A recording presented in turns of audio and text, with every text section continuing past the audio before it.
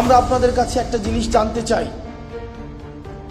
যেই 626 জন ক্যান্টনমেন্টে বন্দী ছিল তাদেরকে কিভাবে ভারতে পালিয়ে যেতে সহায়তা করা হয়েছে এবং তাদের পিছনে কারা রয়েছে।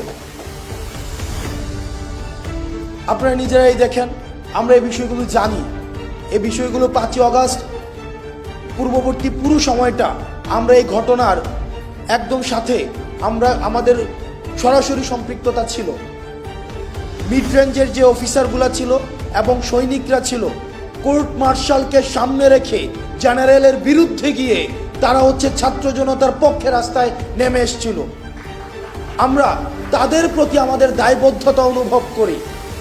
ইউনিফর্ম পরা যে অফিসাররা রয়েছে, যে সৈনিকরা রয়েছে, আমরা আপনাদের প্রতি দায়বদ্ধতা অনুভব করি।